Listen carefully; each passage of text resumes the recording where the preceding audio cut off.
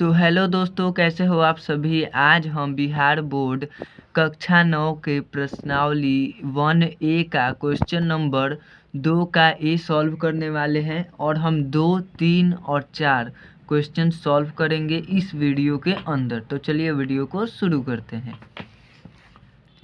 तो हमारा पहला क्वेश्चन है, इसको हमें लिखना है, परिमेय संख्या दिया है, इसको हमें बढ़ते हुए क्रम में लिखना है। तो इसको बढ़ते क्रम में हम कैसे लिखेंगे, तो आइए मैं बताता हूँ। तो सबसे पहले यहाँ पे क्वेश्चन में जो दिया है वो लिख लेते हैं। क्वेश्चन में ये दिया है,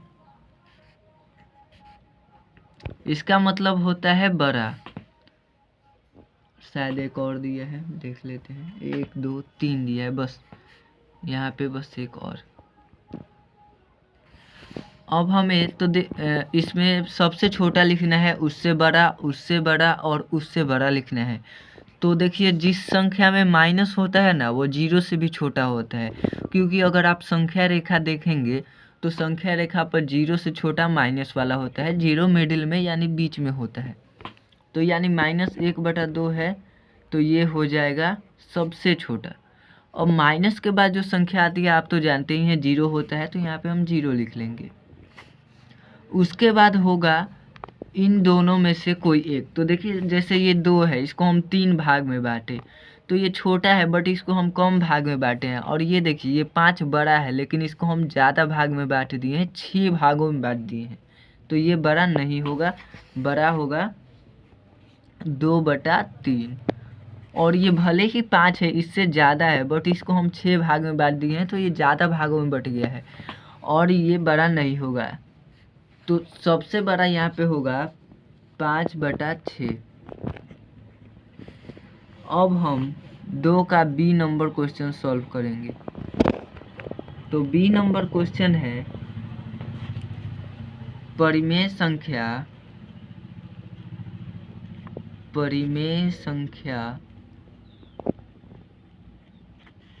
3/4, 4/3, ये सब बुक का क्वेश्चन है। 5/2 को घटते हुए क्रम में लिखना है। इसको हमें घटते हुए क्रम में लिखना है, घटते क्रम में।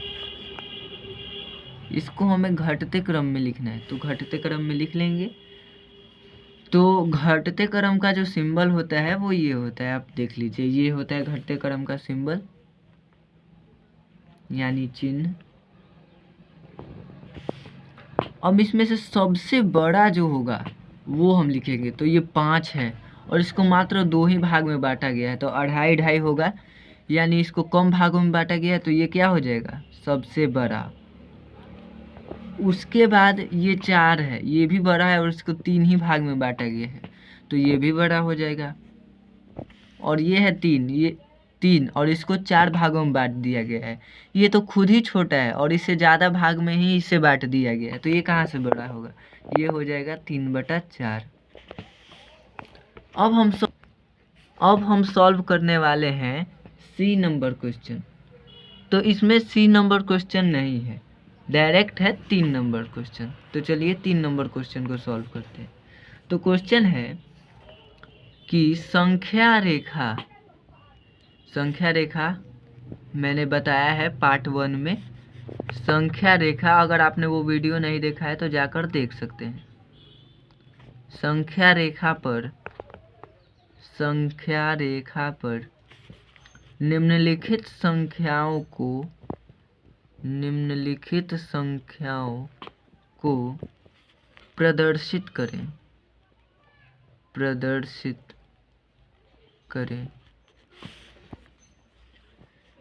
तो ए है 2/3। 2/3 को हमें संख्या रेखा पर प्रदर्शित करना है, तो हम एक संख्या रेखा बना लेंगे। यहाँ से ये जाएगा अनंत तक, ये भी जाएगा अनंत तक, मिडिल में होगा 0। तो हमें 2/3 को दिखाना है, तो यहाँ पे 0 हो जाएगा और यहाँ पे 2 लिखेंगे और यहाँ पे 1। ये बीच में 2 है, यानी हमें बटा में लिखना है, इसलिए हमने बीच में 2 लिखा है। तो यहाँ पे 0 के बाद हो जाएगा 1/1, 1/2 और उसके बाद हो जाएगा 2/3। तो 2/3 कहाँ पे आएगा? यहाँ पे। तो ये हो जाएगा 2/3। अब हम लिखेंगे बी नंबर। तो बी नंबर क्वेश्चन है 7/4। तो हम इसे पूर्णांक में तोड़ लेंगे। तो इसको पूर्णांक में तोड़ेंगे तो 1/3/4 हो जाएगा। अब पूर्णांक में तोड़ने के बाद फिर यहाँ पे एक और संख्या रेखा बनाएंगे, क्योंकि हमें इसे दूसरे संख्या रेखा पर दर्शाना है। मिडिल में 0 और उसके बाद यहाँ पे 1 हो जाएगा, यहाँ पे 2 हो जाएगा। तो ये देखिए 3 दिया हुआ है ऊपर, तो हम 3 लाइन बना लेंगे। यहाँ से 3 लाइन ले लेंगे, 1 लाइन और यहाँ पे 1 लाइन और उसके बाद ये 2 से कम होता है 7/4, तो यहाँ पे हो जाएगा 7/4। अब हम बताएंगे C number question. C number question है -3/5। इसे भी हम संख्या रेखा पर दर्शाएंगे। फिर यहाँ पे हो जाएगा 0 और ये माइनस में है तो -3 ले लेंगे, 1 2 3 और यहाँ पे लिख लेंगे -2, यहाँ पे -1 और यहाँ पे 1 2 3। तो यहाँ पे -3 आएगा, तो -3 और बटा में 5। अब यहाँ पे भी हो जाएगा 1 2। ये नहीं लिखेंगे तो भी कोई बात नहीं है, बट लिखना पड़ता है क्योंकि प्लस माइनस दोनों लिखना पड़ता है। अब हम सॉल्व करेंगे 4 नंबर क्वेश्चन। अब हम सॉल्व करने वाले हैं 4 नंबर क्वेश्चन। तो 4 नंबर क्वेश्चन है 1 और 2 के बीच 5 परिमेय संख्याएं ज्ञात करें। तो यहाँ पे हम पहले लिख लेंगे 1 और परिमेय संख्या बोल रहा है 5, तो यहाँ पे हम लिख लेंगे, पहले यहाँ पे 1 गुना लिखेंगे। और परिमेय संख्या कितनी बोला है? तो परिमेय संख्या बोल रहा है 5। अब 5 परिमेय संख्या बोला है तो हम इसके 5 में 1 प्लस लिख देंगे। जितनी परिमेय संख्याएं बोलेगा उतने में 1 प्लस लिख लेंगे। और नीचे भी यही सेम 5 + 1 सेम लिख देंगे। यहाँ पे भी 5 + 1, यहाँ पे 1 हो जाएगा। फिर आगे 1 गुना और 5 और 1 को जोड़ेंगे तो हो जाएगा हमारा 6 और बटा में हो जाएगा, यहाँ पे 5 को और 1 को जोड़ेंगे तो बटा में हो जाएगा 6।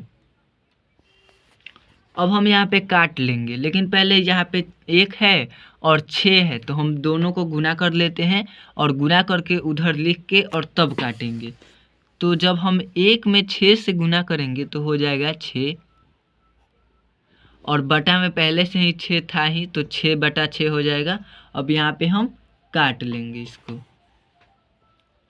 नहीं, इसमें काटेंगे नहीं क्योंकि परिमेय संख्या हमें ज्ञात करनी है, तो हम इसमें काटेंगे नहीं। तो 6/6 ये हो गई पहली परिमेय संख्या, तो ये हो जाएगा 6/6। ये हो गया पहली एक परिमेय संख्या पूछ रहा है, 5 परिमेय संख्या पूछ रहा है तो एक आ गया 6/6। और फिर 2 के बीच पूछ रहा है तो यहाँ पे हम लिख लेंगे 2। कहाँ पे? यहाँ पे लिख लेंगे, कहीं भी लिख सकते हैं 2। और बराबर में जैसे किए हैं सेम प्रोसेस भी यहाँ फिर दोहराना है। तो यानी 2 गुना, और हम 5 + 1 लिखे थे तो इसमें भी तो 5 ही परिमेय ना ज्ञात करना है, तो हम इसमें भी लिखेंगे 5 + 1। और ऊपर 5 + 1 लिखे हैं तो नीचे भी लिखेंगे 5 + 1। अगर आपको कोई डाउट हो तो आप कमेंट कर सकते हैं, मैं उसका वीडियो सॉल्यूशन ला दूंगा। फिर यहाँ पे लिखेंगे 2 गुना और 5 में 1 जोड़ेंगे तो हमारा हो जाएगा 6 और फिर बटा में भी हो जाएगा 6।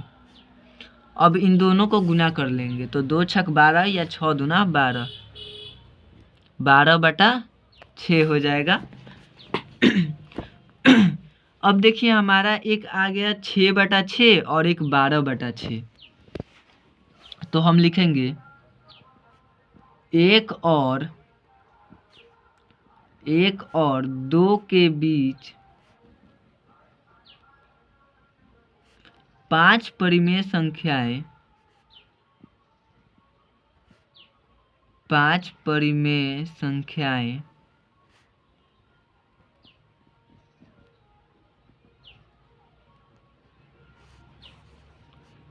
यह हैं।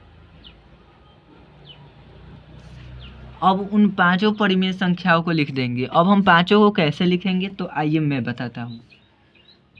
तो 6/6 है, तो देखिए हमारा दोनों का बेस सेम आया तो इसको हम चेंज नहीं करेंगे, इसको उतना ही रहने देंगे। बेस को हमें बिल्कुल भी चेंज नहीं करना है और यहाँ पे लिख लेंगे 6/6। देखिए हमने बेस चेंज नहीं किया और इसके बाद कोमा। 5 परिमेय संख्या बोल रहा है तो परिमेय संख्या भिन्न में होती है तो हम 5 परिमेय संख्या लिख लेंगे। तो 6/6, तो 6/6 को लेकिन लिखना नहीं है, मैं समझाने के लिए यहाँ पे लिख दिया हूँ बट इसे लिखना नहीं है। और 6/6 है तो डायरेक्ट आगे वाला लिखना है 7/6। और इसका जो ये नीचे वाला है बटा में जो है इसको हमें चेंज नहीं करना है। 7/6 और यहाँ पे इससे एक ज़्यादा क्या हो जाएगा 8/6। इससे भी एक ज़्यादा क्या हो जाएगा 9/6। इससे भी एक ज़्यादा क्या हो जाएगा 11/6।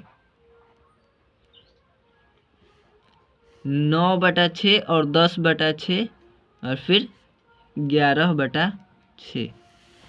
अब इसमें जो कटने वाली संख्याएं होंगी मतलब जिसे हम काट सकते हैं उन संख्याओं को लिख लेंगे। जैसे हम काट सकते हैं,